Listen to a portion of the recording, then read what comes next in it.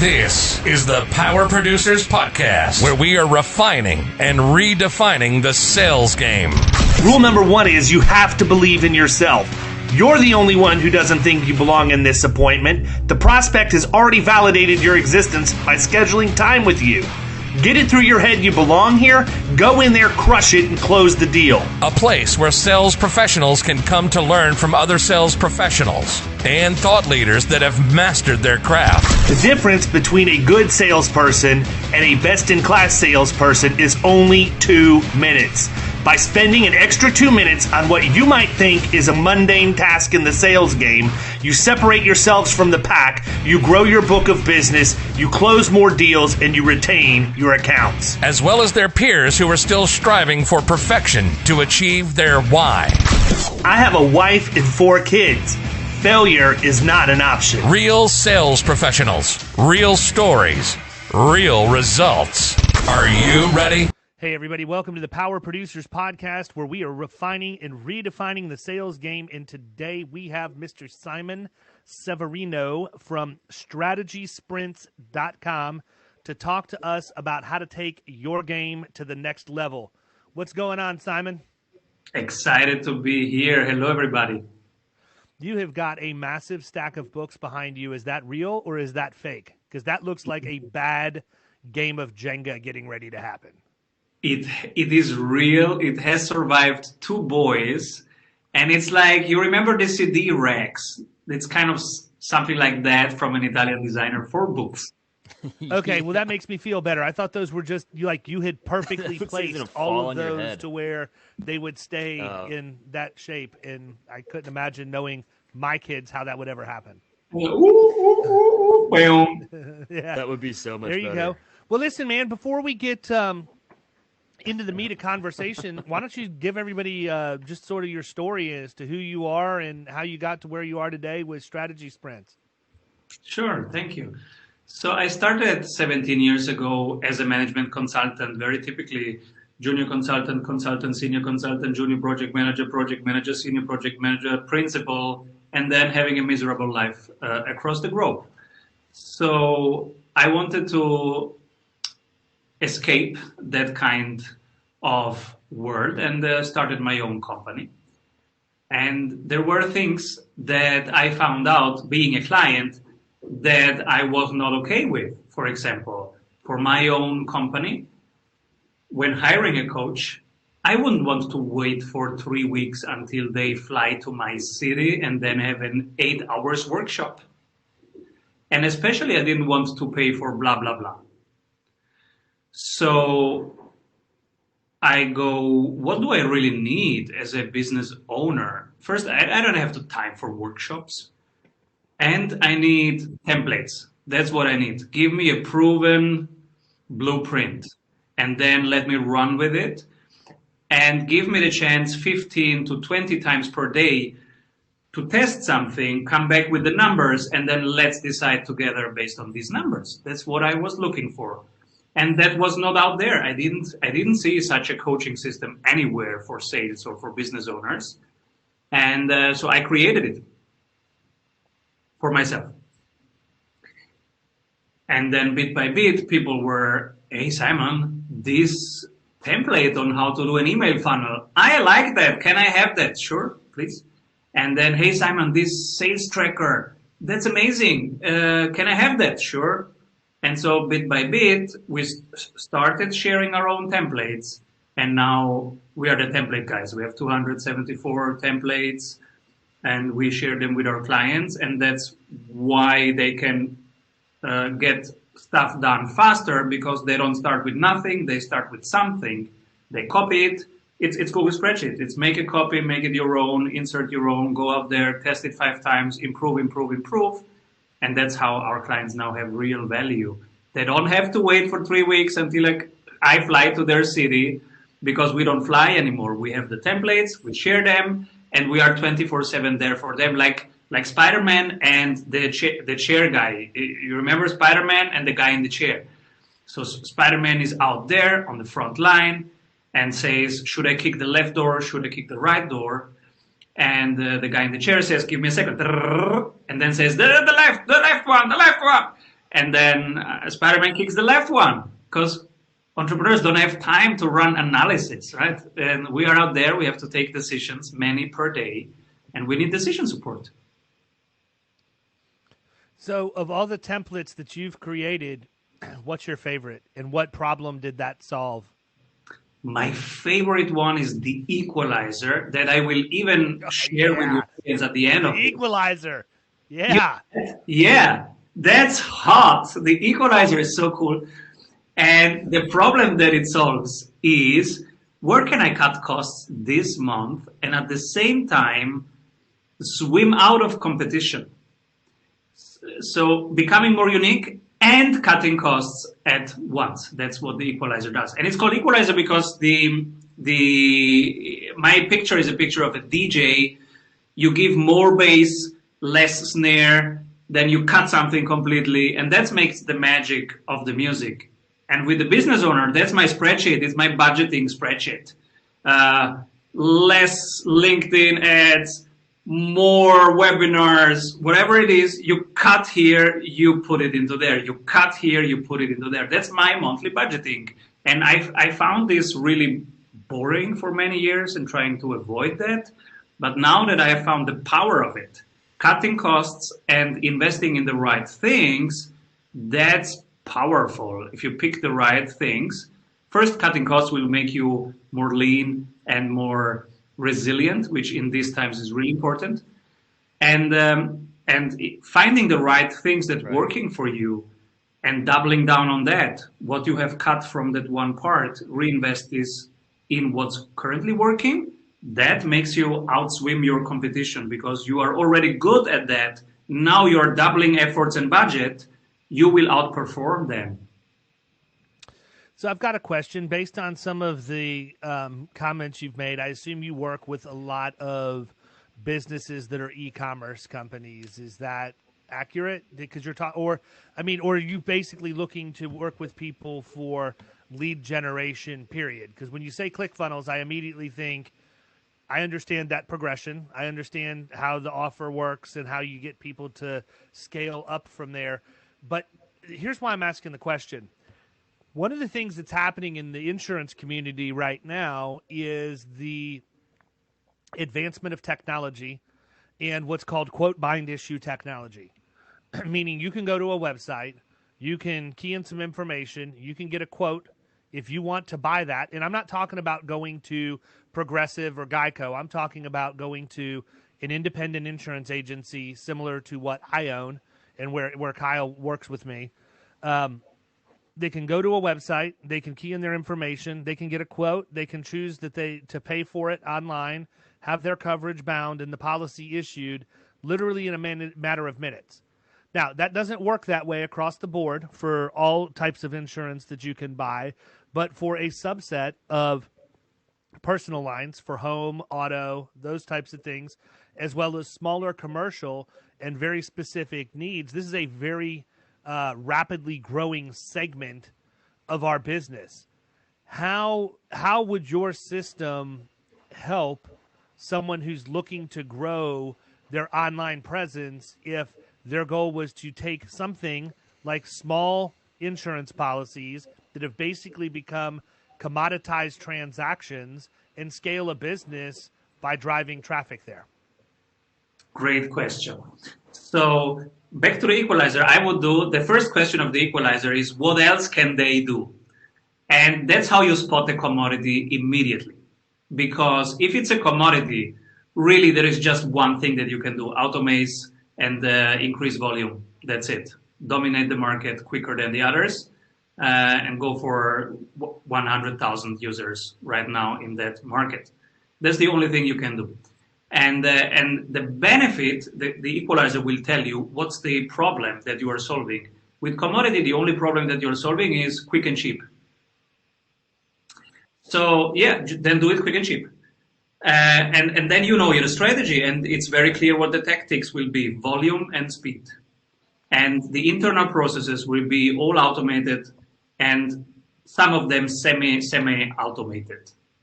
That's what you're going to do. You're building a machine.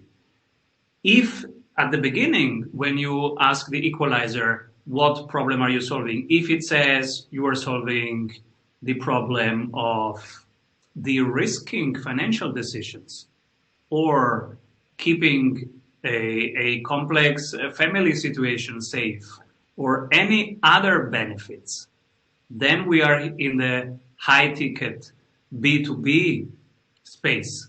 And then the game is different. Then you need one good client per quarter.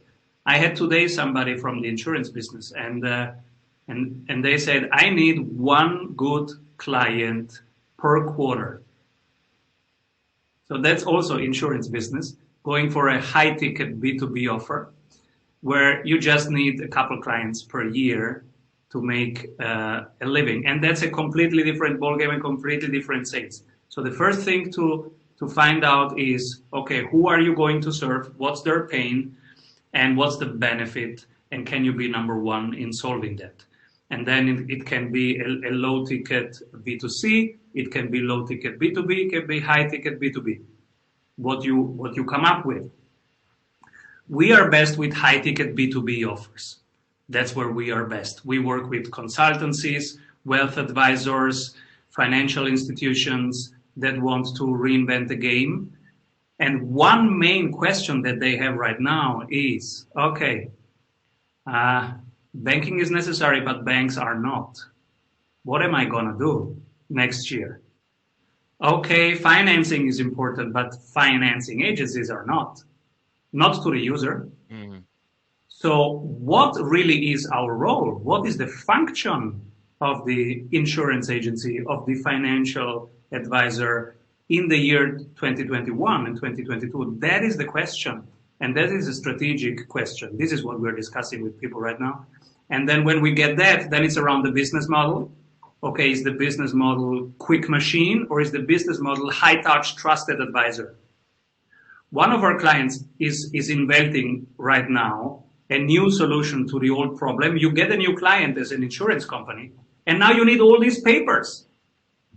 And it's a headache for both, for the agency, you onboarding the new client, and it's a headache for them because they need to scan all these papers and send it to you, and they don't know you and they don't like it, and can't you do it faster, and do you really need all 20 of these papers?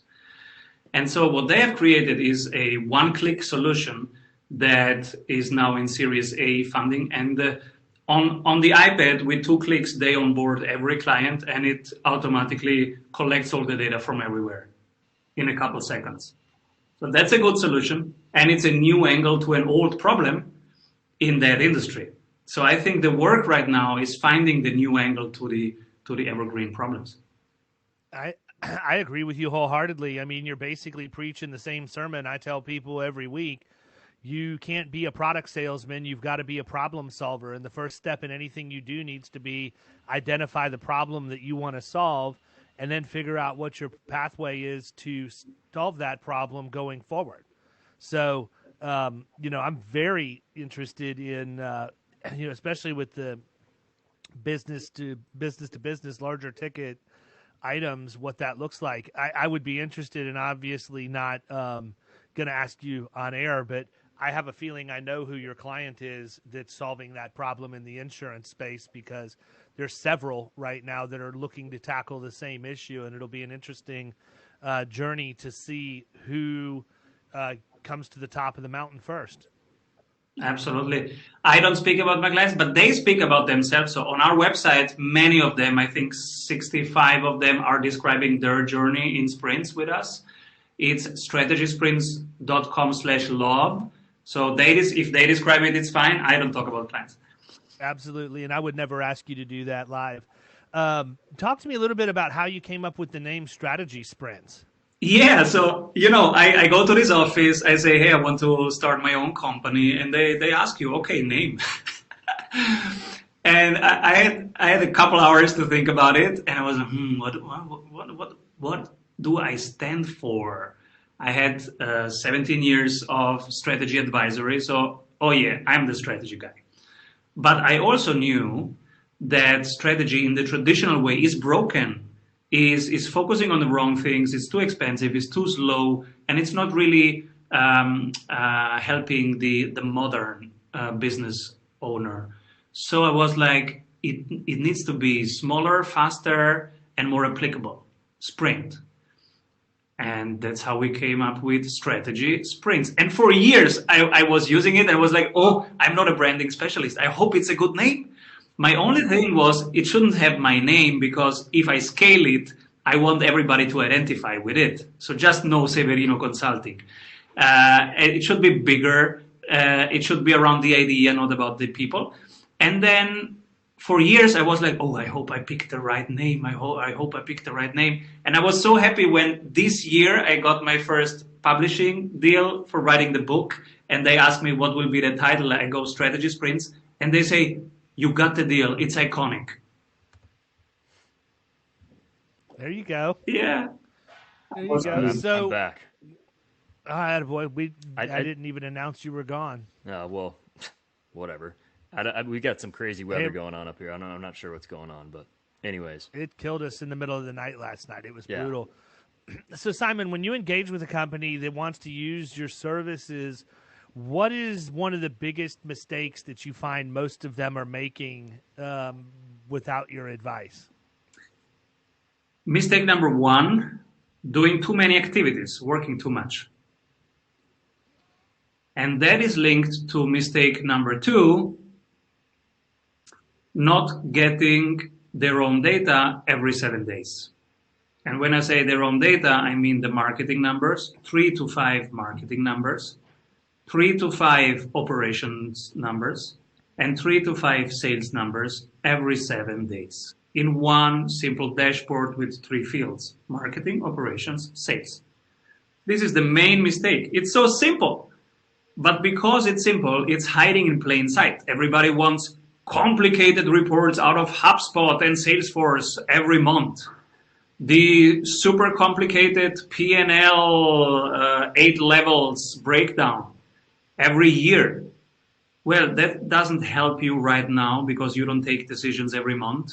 You take decisions every day. So this is the moment when you need your data to support that decision. And most people out there don't get every 7 days their marketing numbers, operations numbers, and sales numbers because they don't know how to do it. They have too big of a project, too big initiatives. They don't slice the elephant in very small chunks that you can deliver in 3 days, 4 days, and then test and then report about the numbers. That's what the sprint methodology is all about in the agile world. And that's what helps you slice the elephant, have small chunks so that it becomes measurable. Now you have your data. Now you are not flying blind anymore. You are taking decisions based on your real data.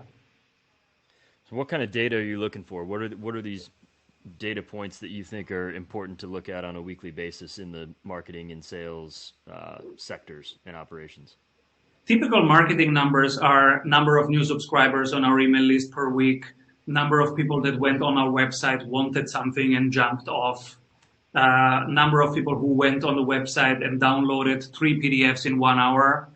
These are how many interested people, how many engaged people do we have right now? These are the main marketing questions. The main operations questions are how many user complaints do we have right now? How many are we solving? How happy are our clients? And with user complaint, the important thing is how fast do we catch them before they become a real problem? Because a complaint is wonderful if I catch it before the customer catches it. A complaint is wonderful if I can catch it quickly and turn that into a magic moment. But if it's too late, then a complaint is a vital error. And and in the sales department, number of people who jumped on your calendar. Now we're talking B2B high ticket sales. Number of people who jumped on your calendar. Number of people of these that you closed, conversion rate, and number of new deals closed this week. Okay. These are typical ones. If you are a subscription model, then also something about retainment, the churn rate. How many people did you lose from your cohort per month? Got it. Yeah, I mean, there's all kinds of things that you can measure, from bounce rate to number of pages viewed once they're on your site to time on site and obviously we want to keep that bounce rate as low as we can. We want people who don't just come in and go out right away. We want them to take time to explore. And if you don't take the time to analyze the keywords that have gotten them to your site, and then subsequently the behavior associated once they're on your domain with the keywords that led them to your site, how can you really even make intelligent marketing decisions? And I mean, I say that as a rhetorical question, but I have to tell you that my peer group doesn't do this on a regular basis. And the ones who do, in many cases, outsource it, which quite frankly, I feel like they should, because we're insurance producers and agents. We're not, SEO gurus and online marketing consultants. I just happen to enjoy reading about that stuff. So I know maybe a little bit more than an average person does, but I'm far from an expert at it. But I do think that it's interesting the amount of just raw data you can get if you know where to look for it and if you have things set up the right way. Now, you mentioned a couple tools, HubSpot and Salesforce, that people want to get complicated reports from. I assume you make that statement because you know of something that's a little more streamlined and easier to use. These are wonderful tools, and you can use them if you just get the report every 7 days. That's the problem. Don't go for fancy, go for effective. And effective is, it tells you 3 to 5 numbers of marketing, of sales, and of operations right now. So latest every 7 days. These two can do it.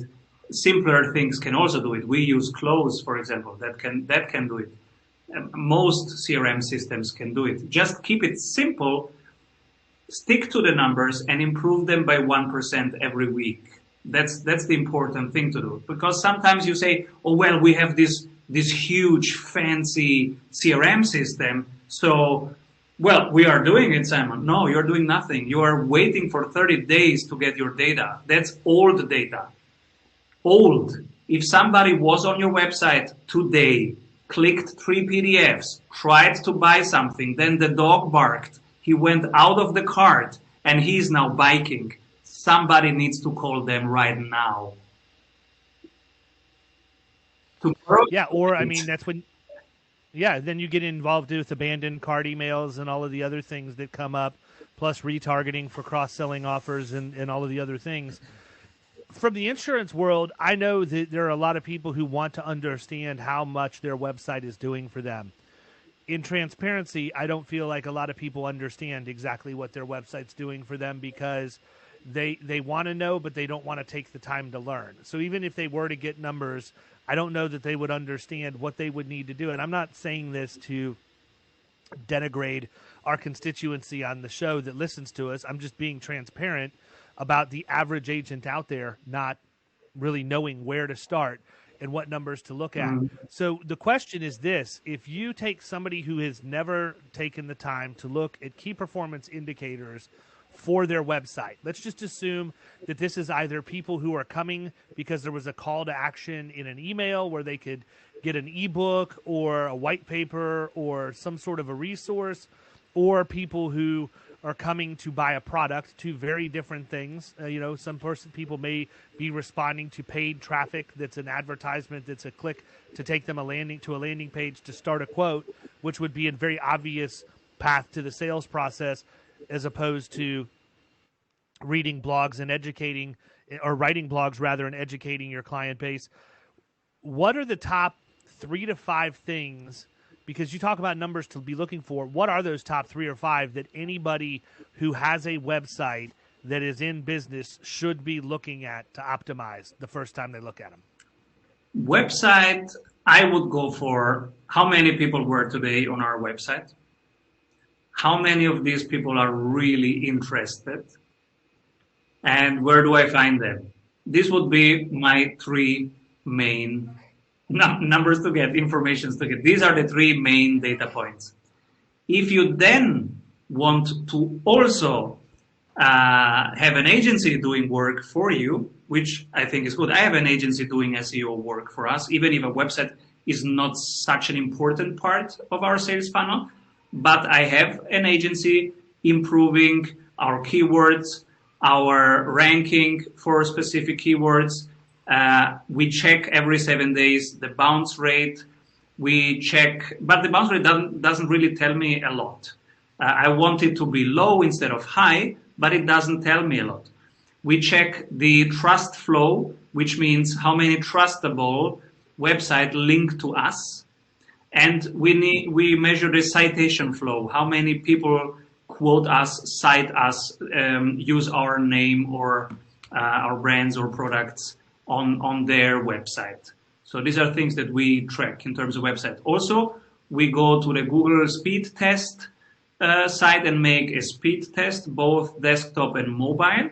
And we want it to be above 55 because in May, starting May, Google, who is a joint venture partner of us, will change the algorithm, and everything below 55 will be penalized. So if your website loads too slow, you will be penalized.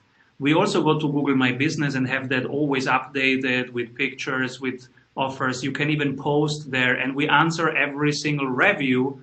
This is something that works a lot. Answering the reviews that people leave, that increases your SEO, for example. Yeah, I agree. I would argue that people should pay attention to bounce rate if they're focusing on a content-driven marketing strategy, because to me, if the bounce rate is high, that means I'm not doing a good job of it making my content link to each other on my website to get people to stay on there longer and visit multiple pages.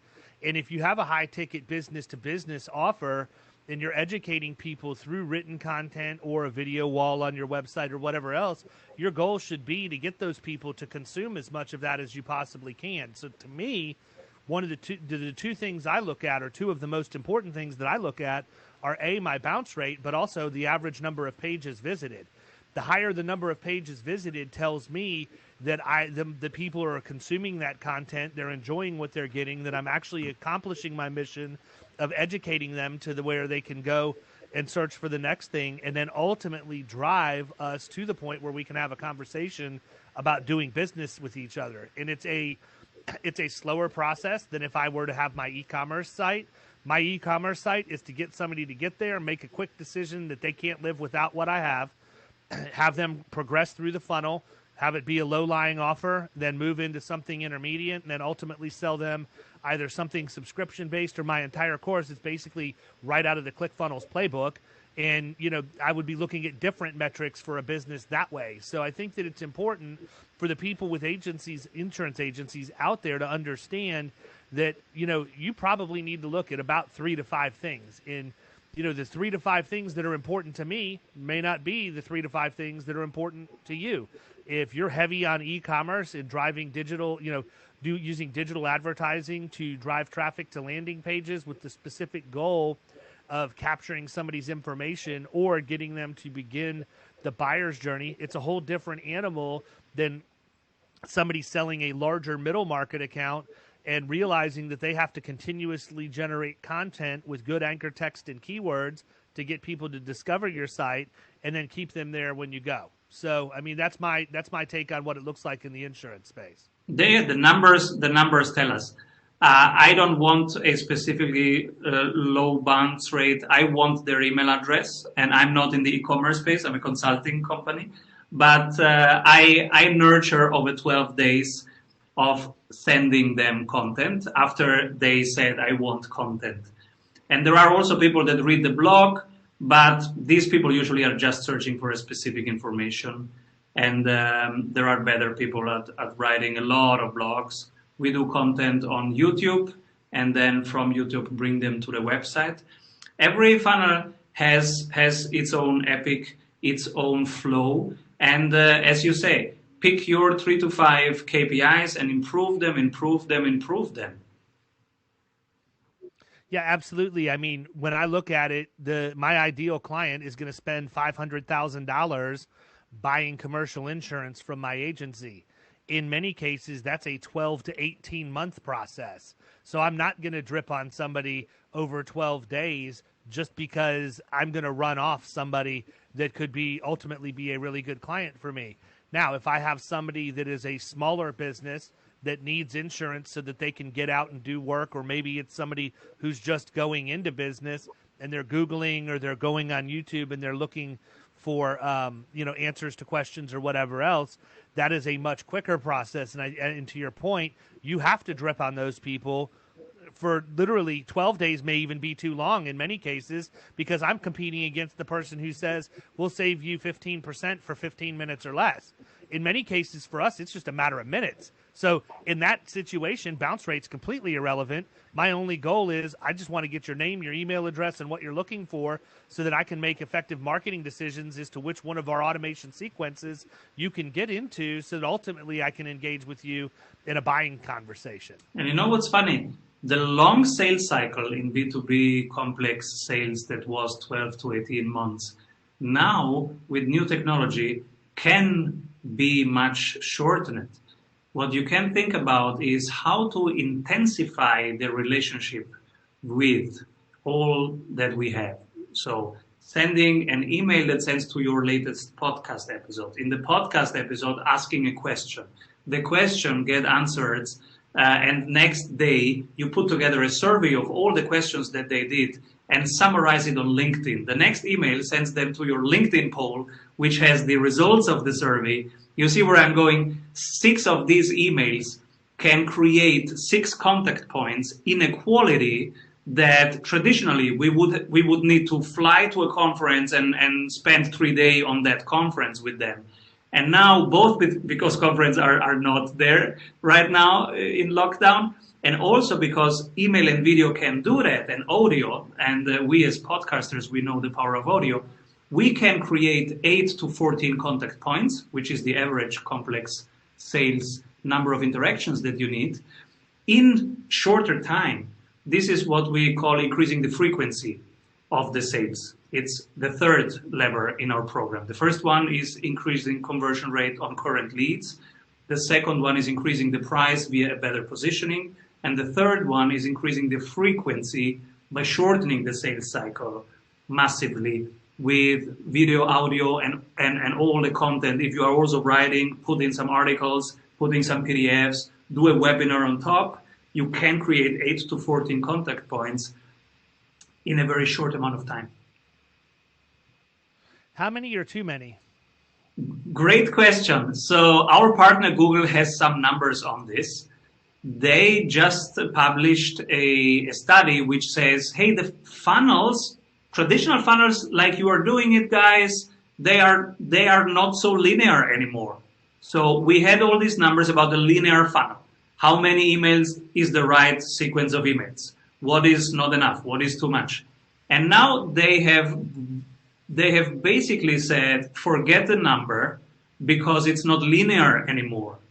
So what's now is all about is I think of something, I go to David's website, I'm intrigued, the dog barks, I do something else, in the night I remember, maybe you pop up on YouTube, then I comment something, next day I see you on LinkedIn. So it's much more non-linear. And so what it's about right now is to create like a web of experiences, like Walt Disney does. You come to our place, and then you buy the puppet, and then you watch the DVD, and then you subscribe to Disney Plus. It's 4 contact points, and your kids wants the T-shirts, 5 contact points. So how can we create such a web? And I think we can do it with writing blogs, our website, creating a podcast. I go daily out with my podcast because I find it's important. Being on different socials, some more audio, some more video, and then letting the things nurture each other.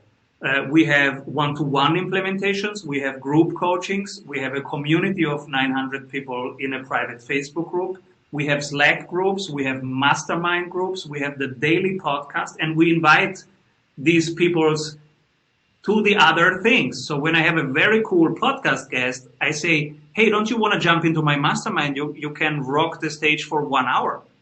It's the coolest people in there, and you can be the star of the day. Of course they come. And of course my community says, wow, Simon. And so I am motivated again to do another podcast episode. So as you can see, the single elements can feed each other. They can nurture each other and build upon each other. And this way, I even forget about linear follow-up, but it happens. because I see them today in an event, tomorrow they get an email, and in 3 days we start a conversation on LinkedIn. In the meanwhile, I forget about them, but the conversation is still going and it pops up somewhere. So you've mentioned LinkedIn a couple of times. I know from the circles that I run in, there are a lot of people that are getting disgruntled with the number of automated bots that are sending instant messages to people as part of the marketing game, to the point where it is actually doing exactly the opposite of what I think the marketer's intent is. They're trying to engage, but truthfully, their cadence sucks. It's horrible. Like, I'm an open connector. I give anybody the benefit of the doubt. I never know what I might be able to glean from somebody else's network, or ideas. I'm always listening and adapting and changing things. But I can tell you that when I get a request to connect from someone on LinkedIn, and immediately upon connecting, they are sending me a message telling me everything about them, what they do, and how much they want to help me, it has exactly the opposite effect that they want to have. And to the point that I actually don't even waste the time of responding. I just block them, because it's going to be a never-ending cycle of me getting those messages at that point. What are your thoughts regarding the current landscape on LinkedIn and how these people are using automation inappropriately to try and generate? Great example. And the reason, let me preface this for my audience very quickly. The reason why I ask the question is because I want them to understand. I know enough about digital marketing to realize that what you're saying with your touch points is not the same thing as what these automations and bots are that are reaching out and trying to engage people.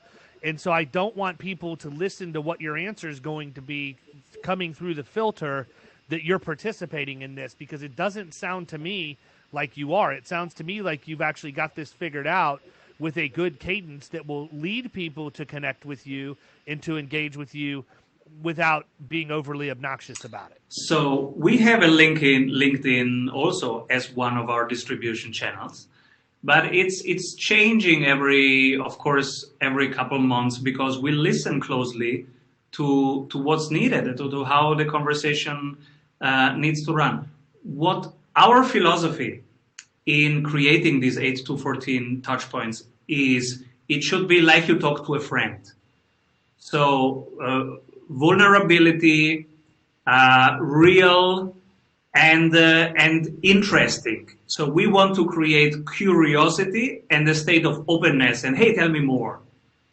So 2 years ago, we were also basically just contacting and saying, hey, hello, cool stuff, this is what I do, can I help you? And then we realized quite quickly that people don't like it. So, and because we are numeric, we saw that in the number of response going down. And so You saw that in 7 days, man. You knew that in 7 days. Yes, because we were sending 50 messages per day. That's enough to see a pattern of decrease. And especially because you see that in 7 days, because we always had our number and we knew that 36% was the yes on the first connection. And now it was going 18, 15, 13, week by week. So we put our heads together in our Friday meeting, what's going on here. And my assumption was, well, I think the bot is so cheap right now that everybody's going out with bots. People are pissed. And I also think that people are messing up the following up section, because I am a friend of bots, actually, if you use them to make a human, a heart-to-heart communication even better, then I use everything that I can use. And bots can be a great tool, like every tool can be a great tool if used wisely. Now, the main problem is that they follow up too often. You have to do it like you would do it on a date. You don't follow up the next day. You wait 3 days, right? Remember, people, you wait 3 days. And so that's you need to train the bot in a human way, because you are giving the instructions. So bots can be a help, but use them in a human way, not in a robotic way.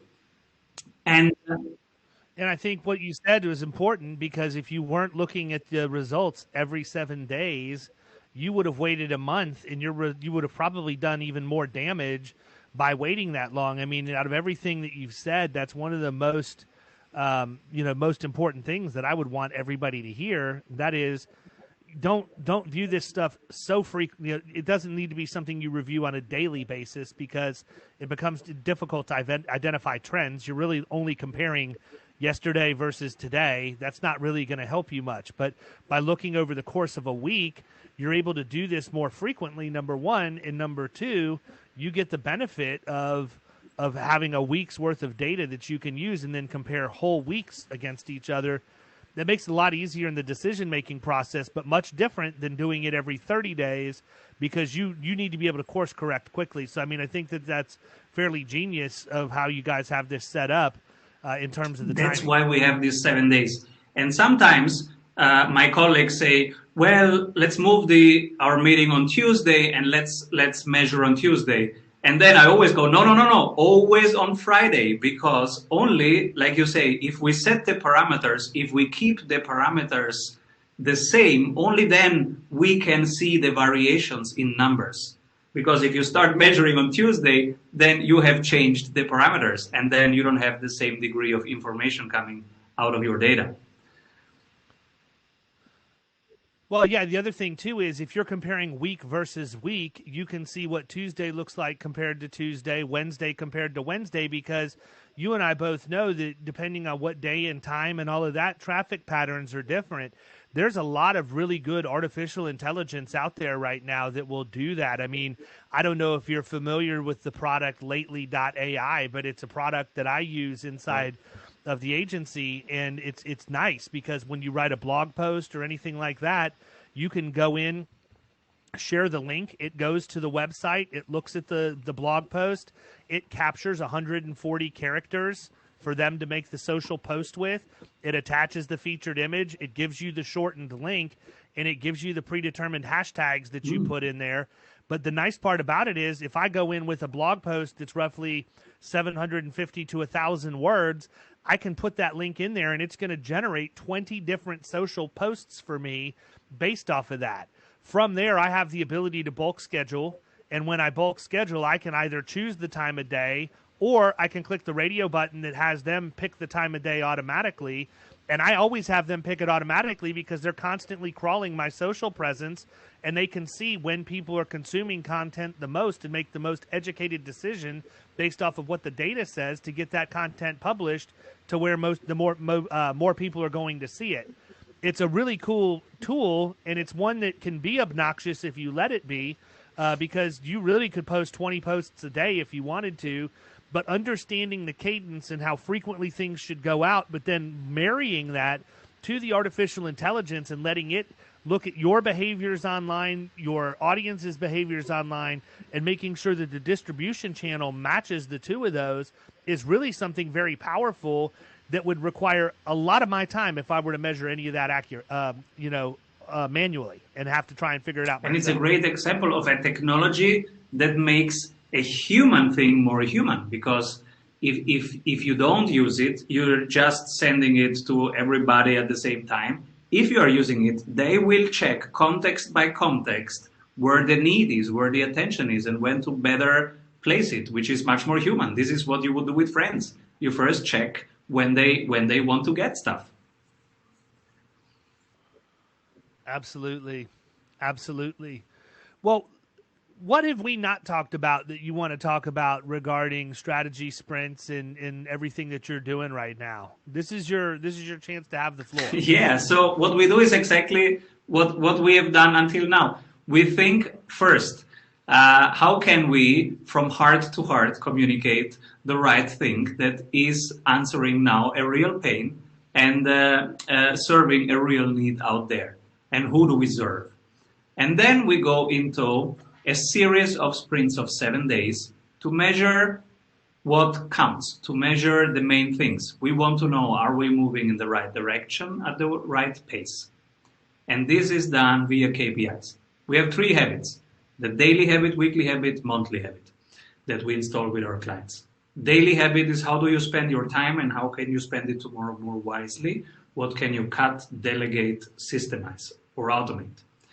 The weekly one is, what are your main marketing numbers, operations numbers, and sales numbers of this week? And how can you create a dashboard that is simple enough that you want to look at it every week and learn from it? And then once a month, the strategy question. Are we selling to the right people at the right price in the right channels the right way? And if it's yes, it's half an hour meeting.